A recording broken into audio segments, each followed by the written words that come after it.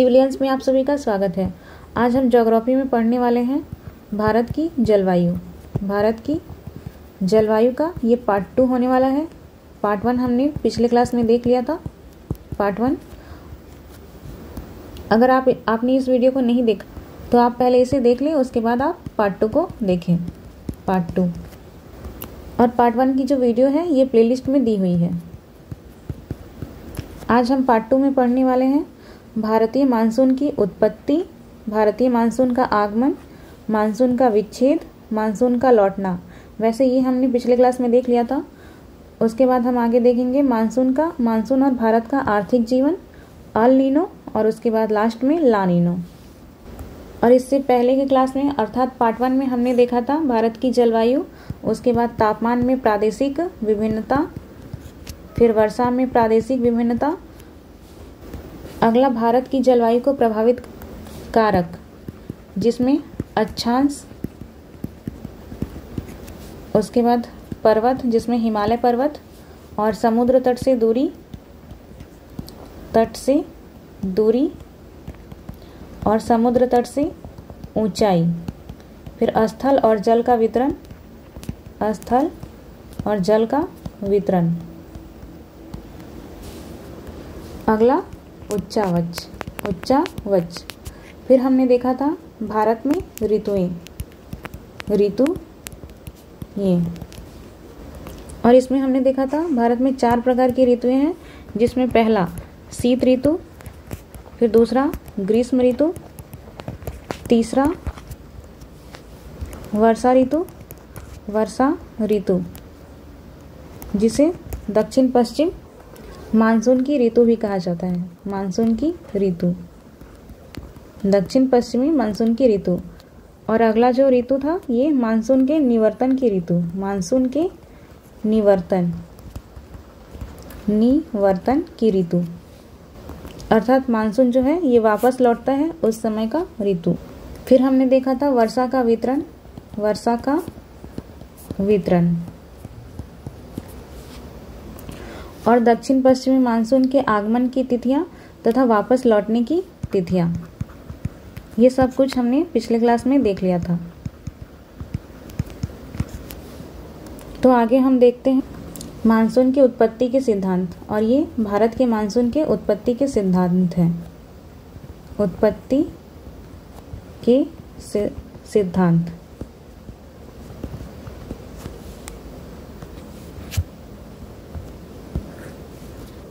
तो भारतीय मानसून की उत्पत्ति के 3 सिद्धांत हैं। 3 सिद्धांत। पहला जो सिद्धांत है उसे तापीय संकल्पना कहा जाता है। तापीय संकल्पना। दूसरा जो सिद्धांत है ये गतिक संकल्पना। और तीसरा जो सिद्धांत है ये आधुनिक संकल्पना। तो पहला जो सिद्धांत है तापीय संकल्पना, इसे किसने दिया था? तो इसे एडमंड हेली ने दिया था, एडमंड हेली। और इसे 1866 में दिया था कि भारत में जो है ये मानसून की उत्पत्ति कैसे होती है। तो पहले हम इसे देख लेते हैं, उसके बाद हम बाकी दोनों संकल्पनाओं को देखेंगे। तो ये जो एडमंड हेली हैं, इन्होंने कहा था कि अर्थात इनके संकल्पना के अनुसार ग्रीष्म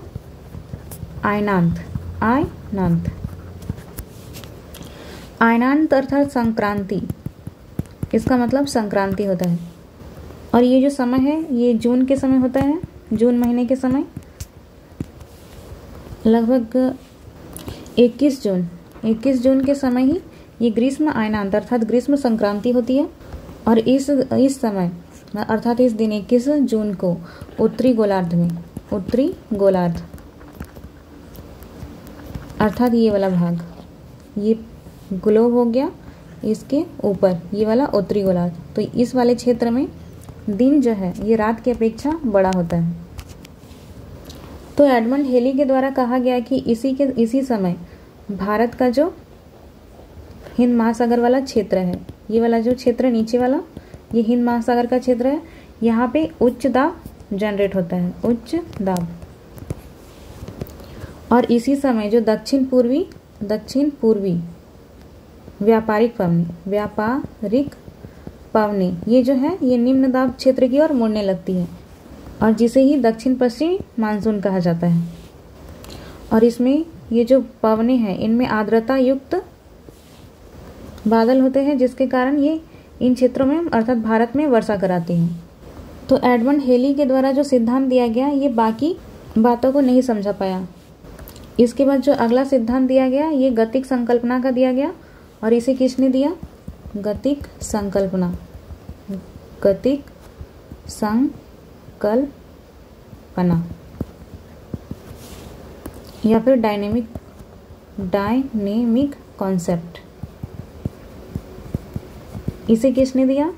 तो इसे फ्लोन महोदय ने दिया, और ये 1952 में इन्होंने प्रस्तुत किया। तो इनके द्वारा जो भी संकल्पना दिया गया ये भी बाकी बातों को समझा नहीं पाया। तो इन्होंने क्या कहा था? इन्होंने कहा कि जब ऋतु परिवर्तन होता है, तो जब ऋतु परिवर्तन होता है तो ITCZ इसकी स्थिति में परिवर्तन आ जाता है, जिसके कारण भारत में निम्न दाब का क्षेत्र बनता है, और जो पवनें हैं इस निम्न दाब क्षेत्र की ओर आती है और भारत में वर्षा कराती है। ये ITCZ क्या है इसे हम अभी समझेंगे। तो अभी हमने देखा दो संकल्पना, पहला तो तापीय संकल्पना, दूसरा गतिक संकल्पना। तो जो तापीय संकल्पना है इसे एडमंड हेली ने दिया था, और गतिक संकल्पना इसे फ्लोन महोदय ने दिया। इसके बाद तीसरा जो है ये आधुनिक संकल्पना का है। इसे समझने से पहले हम एक महत्वपूर्ण चीज़ देख लेते हैं, उसके बाद हम आधुनिक संकल्पना को देखेंगे। तो सबसे पहले हम समझेंगे कि हमारे जो पृथ्वी में है ये उच्च दाब और निम्न दाब का क्षेत्र बनता ही है। ये मान लीजिए पृथ्वी है, और इसमें बीच में जो एक रेखा अक्षांश रेखा 0 डिग्री अक्षांश रेखा ये गुजरती है, इसे भूमध्य रेखा या फिर विषुवतीय रेखा कहा जाता है। और इसके ऊपर 23.5 डिग्री उत्तरी अक्षांश, इसे कर्क रेखा, और नीचे जो है 23.5 डिग्री ये दक्षिणी अक्षांश, जिसे कि मकर रेखा कहा जाता है। ये मकर, ये कर्क।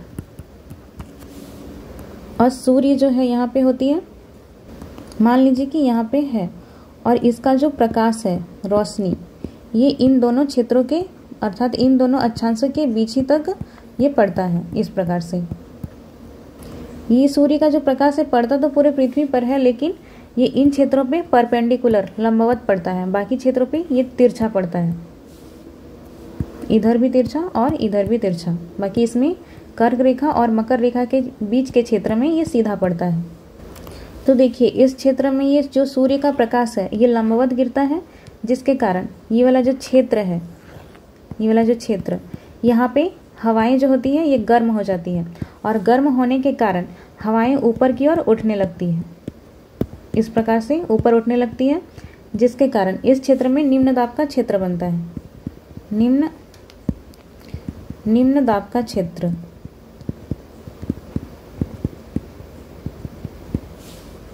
और ये जो हवाएं हैं जो ऊपर की ओर उठी हुई थी, तो ये कभी ना कभी ऊपर उठ के धीरे धीरे ऊपर उठने के बाद ये ठंडी होने लगेगी, क्योंकि ऊपर जाने से भी टेम्परेचर जो है ये घटता है। तो ये जब हवाएं ऊपर जाके ठंडी होंगी तो फिर ये वापस जाके नीचे गिरेगी। लेकिन पृथ्वी जो है ये हमेशा इस प्रकार से घूर्णन करते रहता है, तो ये ऐसा नहीं है कि इसी स्थान पे गिरेगी जहाँ से ये ऊपर उठी है, ये तो कहीं और दिशा में गिरेगी। इस प्रकार से ऊपर उठने के बाद तो उस क्षेत्र में जहाँ पे ये हवाएं गिरेगी तो ये ठंडी होकर गिरेगी, तो इस क्षेत्र पे उच्च दाब का क्षेत्र बनेगा। उच्च दाब का दाब होगा यहाँ पे, दाब का क्षेत्र। जहाँ पे ये हवाएं गिरेंगी वहाँ पे उच्च दाब का क्षेत्र बनेगा। तो मान लीजिए यहाँ से उठी थी तो इधर जाके ये गिरी, क्योंकि पृथ्वी तो घूर्णन करते रहता है, जिसके कारण ये उसी जगह पे नहीं गिरती है।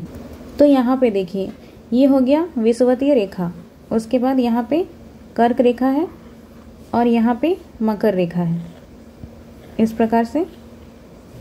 तो देखिए जो सूर्य की किरणें हैं इस क्षेत्र पे, विषुवतीय रेखा के क्षेत्र पे, यहाँ पे तो एकदम ही लंबवत गिरेगी इस क्षेत्र में। तो ये वाला जो क्षेत्र है ये विषुवत रेखा के 5 डिग्री उत्तर में और विषुवत रेखा के 5 डिग्री दक्षिण में, ये वाला क्षेत्र, यहाँ पे हवाएं जो है ये बहुत ही ज़्यादा गर्म होकर के ऊपर उठने लगती है और यहाँ पे वायु की जो सघनता है ये कम होने लगती है। ये इस प्रकार से ऊपर उठती है, इधर से भी, और ये ऊपर उठने के बाद इस जगह को एकदम शांत बना देती है। यहाँ पे निम्न दाब का क्षेत्र बनता है क्योंकि यहाँ पे हवा रहती ही नहीं है, ऊपर उठने लगती है। यहाँ पे सूर्य का प्रकाश डायरेक्टली यहीं पे पड़ता है परपेंडिकुलर, जिसके कारण हवाएं उठती है और ये क्षेत्र निम्न दाब का क्षेत्र बनता है। निम्न दाब, जिसे हम लो प्रेशर बेल्ट कहते हैं, इक्वेटोरियल लो प्रेशर बेल्ट। और ये 5 डिग्री उत्तरी अक्षांश और 5 डिग्री दक्षिणी अक्षांश के बीच होती है विषुवत रेखा के। तो इसी क्षेत्र को हम डोलड्रम कहते हैं, डोल ड्रम, या फिर शांत क्षेत्र, शांत क्षेत्र। और ये पृथ्वी जो है ये घूर्णन करती है, इस प्रकार से ये घूमती है। और ये जो हवाएं ऊपर उठी हुई थी ये धीरे धीरे उठने के बाद भारी होकर के नीचे गिरने लगती है क्योंकि ये ठंडी हो जाती है।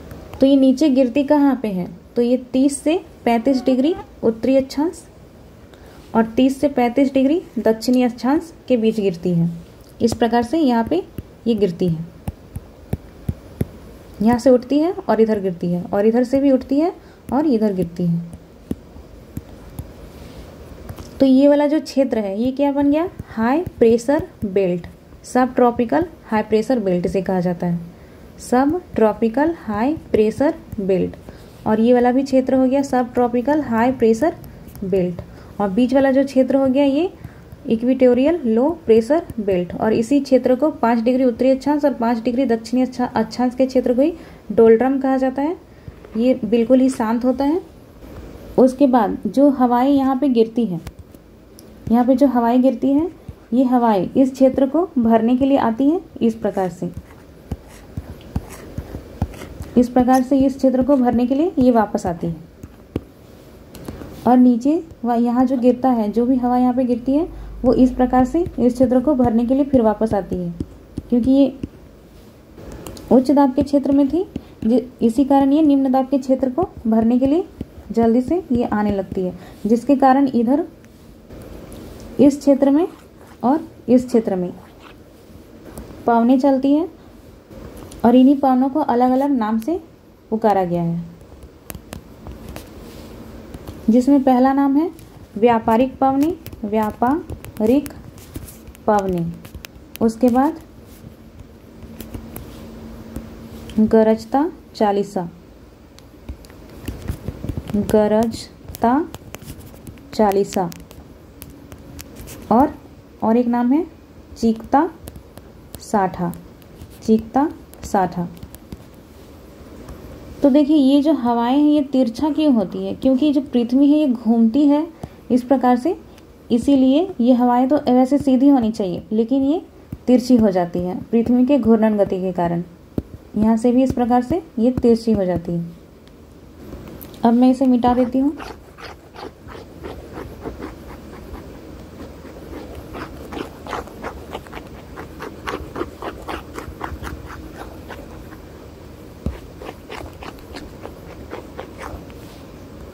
तो हमने देखा कि यहाँ पे हवाएं किस प्रकार से चलती है। तो ये वाला जो क्षेत्र हो गया ये लो प्रेशर वाला क्षेत्र है। उसके बाद यहाँ ऊपर वाला जो क्षेत्र ये हाई प्रेशर क्षेत्र, और यहाँ भी हाई प्रेशर बेल्ट। और हवाओं की जो दिशा है वो कुछ इस प्रकार से ये पृथ्वी के घूर्णन गति के कारण हो रही है, और नीचे से इधर।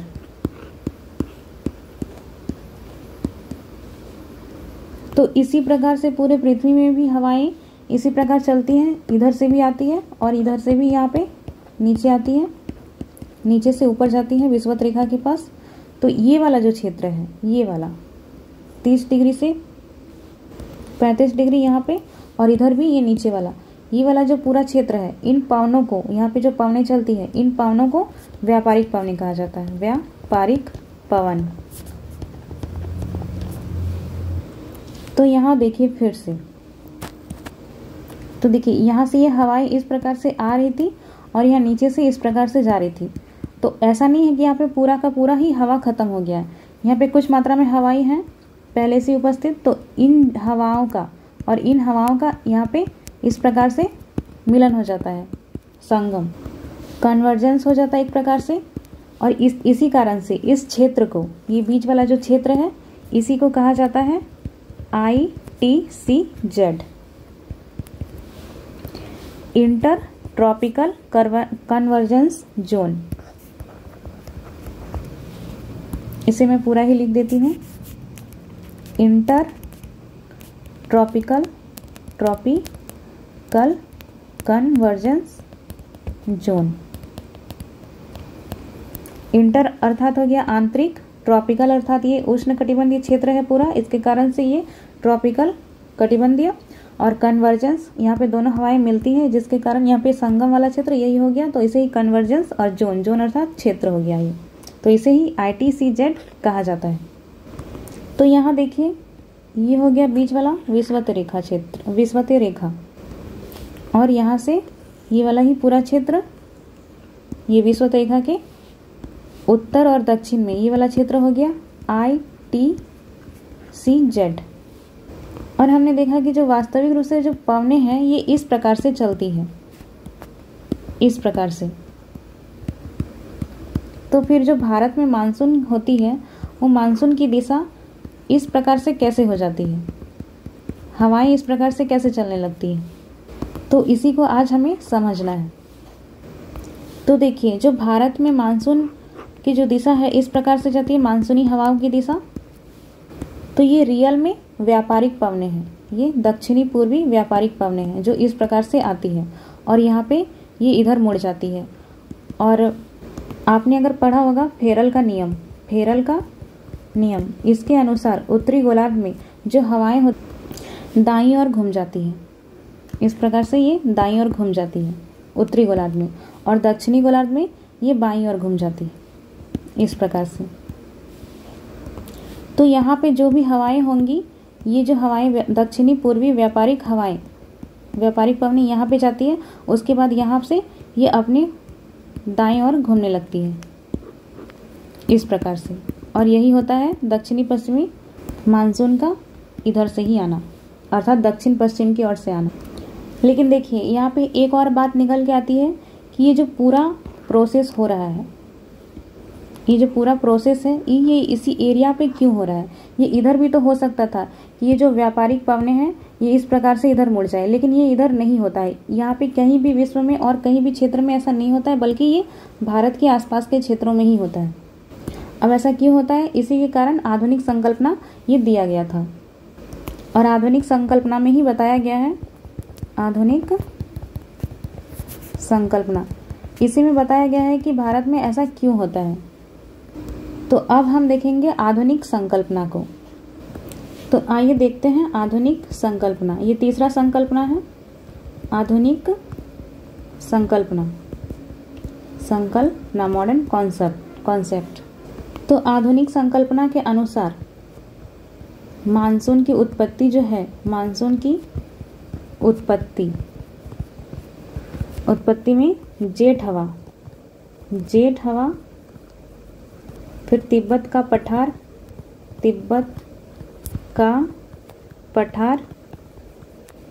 एल नीनो, ला नीनो,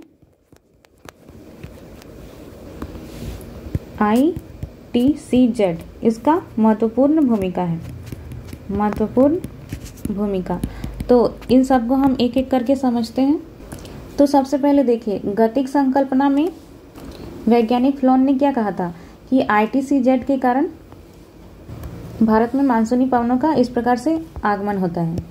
तो इन्होंने बताया था कि जब ऋतु परिवर्तन होता है तब ये जो ITCZ है, ये जो यहाँ पे स्थित था, ये घिसक के ये भारत के ऊपर इस प्रकार से ये आ जाता है, ये ग्रीष्म ऋतु के समय, जिसके कारण इन पवनों को, ये दक्षिणी पूर्वी व्यापारिक पवनों को इस दिशा से आने का ये एक क्षेत्र मिल जाता है, और फेरल के नियम के अनुसार ये हवाएं इस प्रकार से अपनी दाईं ओर मुड़ जाती है उत्तरी गोलार्ध में। देखिए, तो कुछ इस प्रकार से हुआ होगा, ऐसा फ्लोन महोदय कहते हैं कि पहले तो इस प्रकार से यहाँ पे ITCZ का क्षेत्र था, और उसके बाद जब ग्रीष्म ऋतु आता है तब ITCZ इस प्रकार से कुछ मुड़ जाता है, इस क्षेत्र में।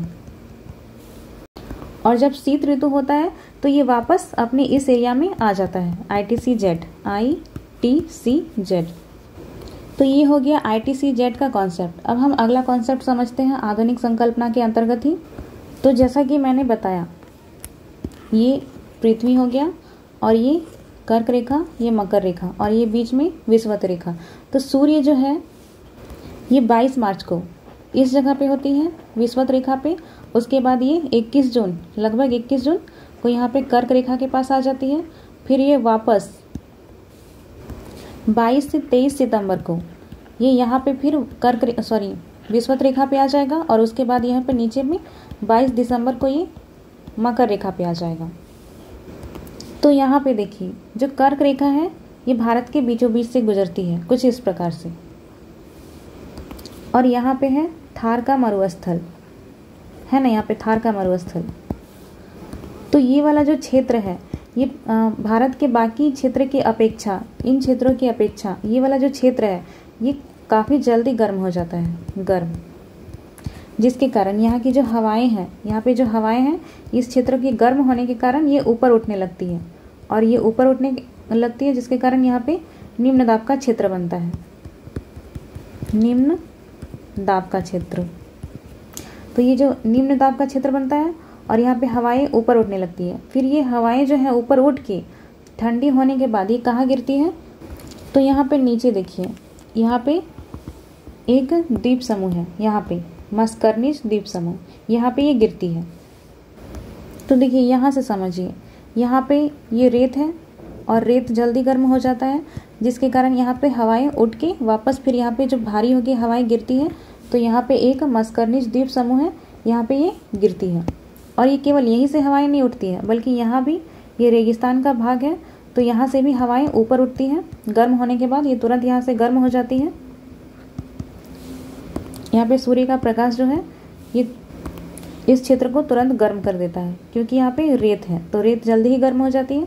और उसके बाद ये हवाएं ऊपर उठने के बाद यहाँ पे मस्करनिस द्वीप समूह में यहाँ पे गिरती है। तो ये वाला जो क्षेत्र है ये उच्च दाब का क्षेत्र बन गया, उच्च दाब का क्षेत्र, हाई प्रेशर। और ये कब होता है? तो ये अप्रैल और मई के महीने में होता है, अप्रैल और मई के महीने में। अब हम आगे तीसरा कारण देखते हैं। अब अगला जो कारण है ये है जेट स्ट्रीम का, जेट स्ट्रीम।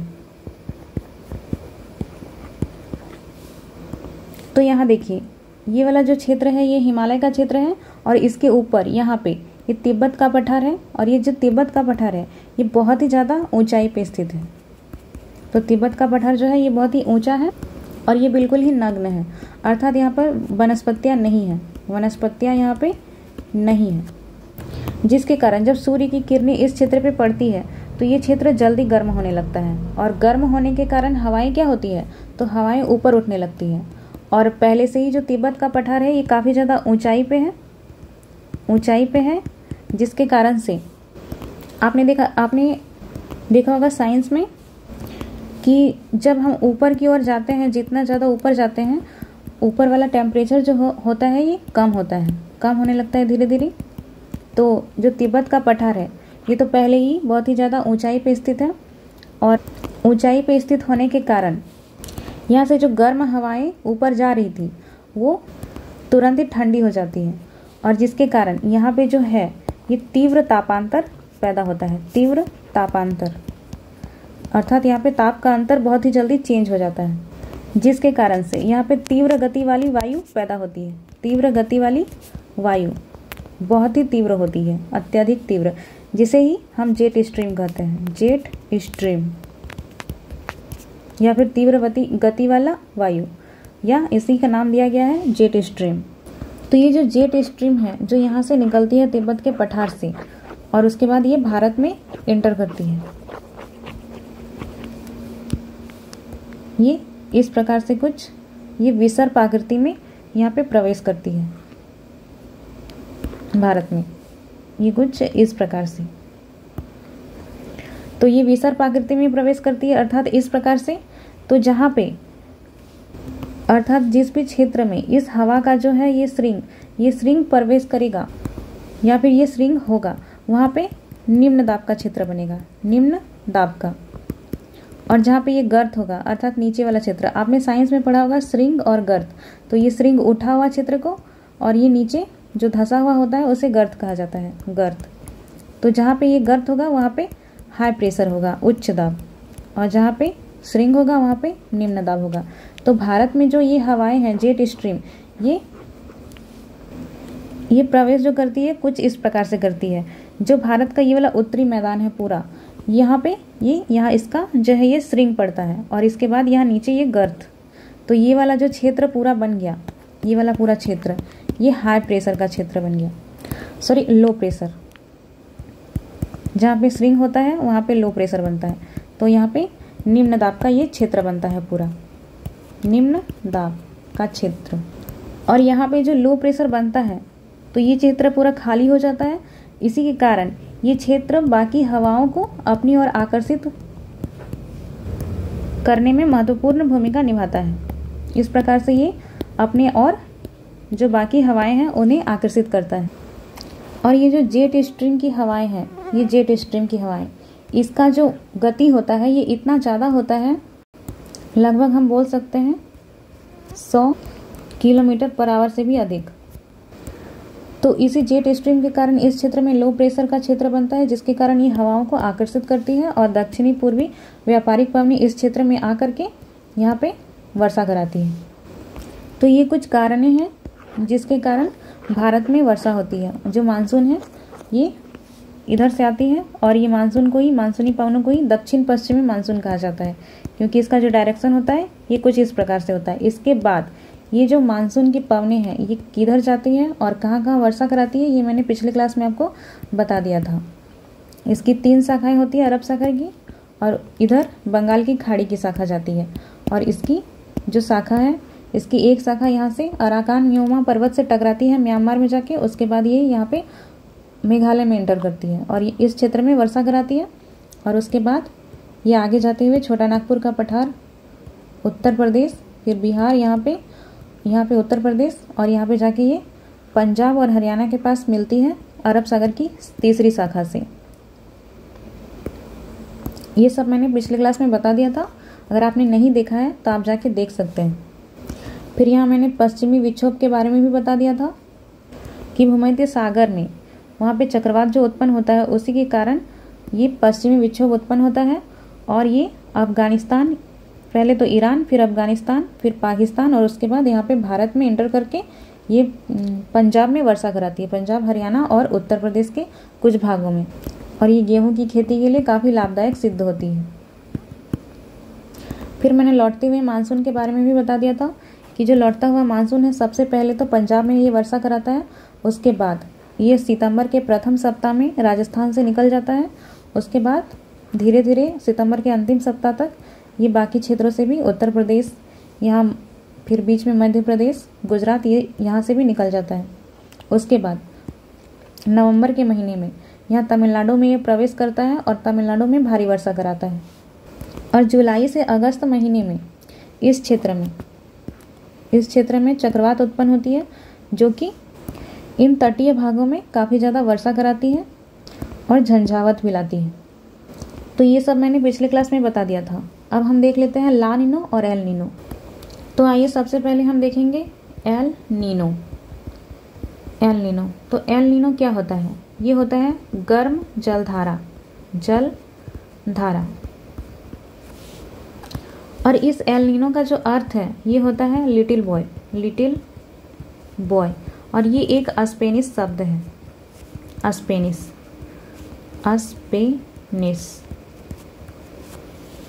और लिटिल बॉय या फिर चाइल्ड क्राइस्ट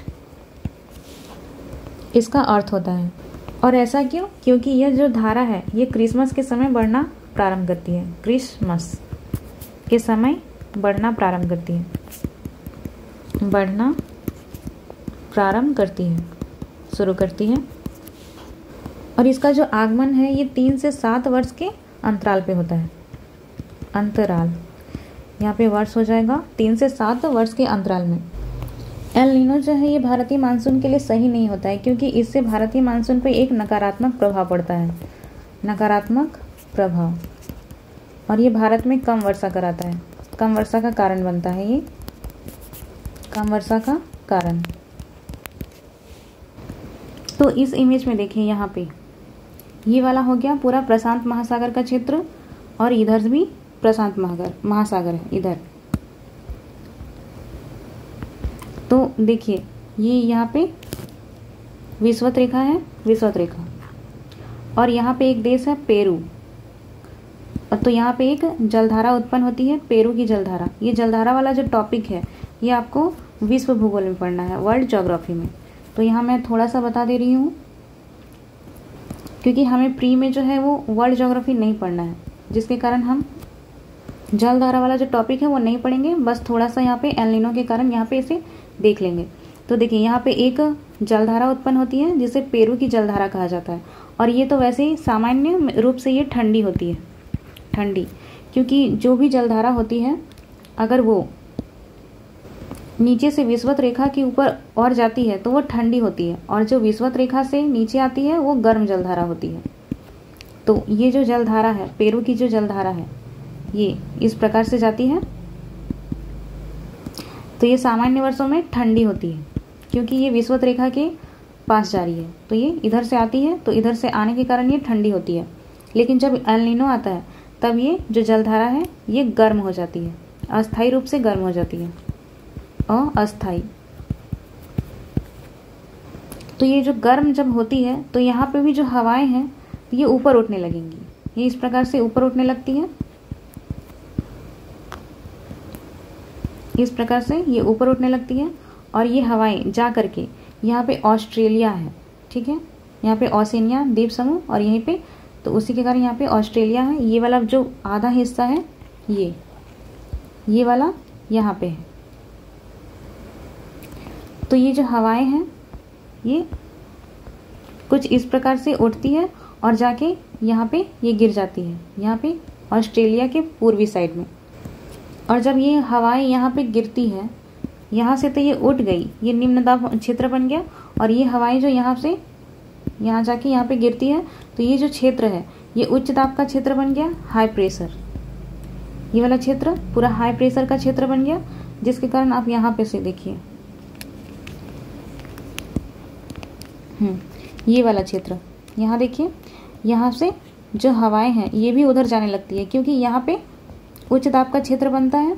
तो यहाँ पे ये हवाएं गिरने लगती है यहाँ पे, तो जिसके कारण जो भारत में मानसून की पवनें आने वाली थी, इस प्रकार से जो दिशा इसकी इस प्रकार होने वाली थी वो यहाँ पे नहीं मिल पाती है भारत को, जिसके कारण भारत में कम वर्षा होती है। और जब एल नीनो आता है तब भारत में सूखा पड़ जाता है। वर्षा होती है पर बहुत ही कम मात्रा में होती है, बहुत ही कम। इसी के विपरीत है ला नीनो। तो हम ला नीनो को देखते हैं, ला नीनो। तो ला नीनो जो है ये एल नीनो के विपरीत होती है, विपरीत। और ला नीनो का जो अर्थ होता है ये होता है छोटी बच्ची, छोटी बच्ची।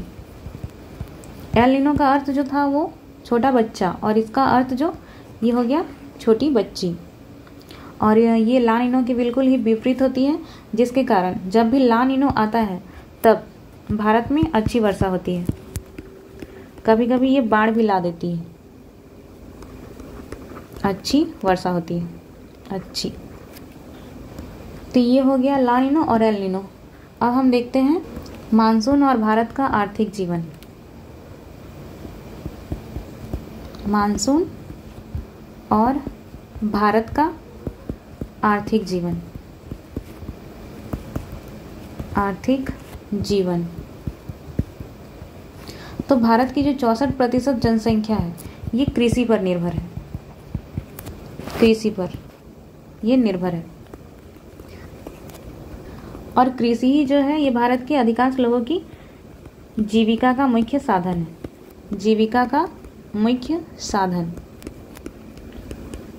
और भारत में जो खेती होती है अर्थात कृषि जो होती है वो मानसून पर निर्भर होकर होती है, मानसून पर निर्भर। और यदि मानसून सही समय पे होता है, अर्थात वर्षा जब सही समय पे होने लगेगा, तो जो कृषि है ये सही प्रकार से हो पाएगी।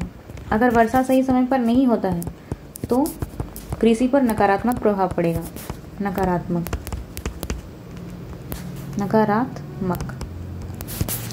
प्रभाव पड़ेगा। और भारत की जो जलवायु की क्षेत्रीय विभिन्नता है ये भोजन, वस्त्र और आवासों की विविधता से पता चलती है, आवासों की विविधता से। और उत्तर भारत में जो शीतकाल में थोड़ी बहुत वर्षा होती है, शीतकाल में थोड़ी बहुत वर्षा होती है, वह रबी की फसल के लिए काफ़ी लाभदायक होती है, रबी की फसल। और ये रबी की फसल, खरीफ की फसल, जायद की फसल, ये सब हम अगले टॉपिक में पढ़ेंगे कृषि में। तो आज हमने देखा मानसून की उत्पत्ति के संबंध जितने सिद्धांत दिए गए हैं, और मानसून और भारत का आर्थिक जीवन, तो इसके बारे में हमने आज पढ़ा। अगर आप पार्ट 1 और पार्ट 2 को मिला करके देखते हैं तो आपको ये टॉपिक अच्छे से समझ में आएगा। और आपको इसकी PDF क्लास अपलोड होने के कुछ देर बाद मिल जाएगी। और इसकी PDF आपको कहाँ मिलेगी, इसकी जानकारी आप इस नंबर पे कॉल या मैसेज करके पता कर सकते हैं। ये नंबर है 6206193277। आज के लिए इतना ही। Thank you.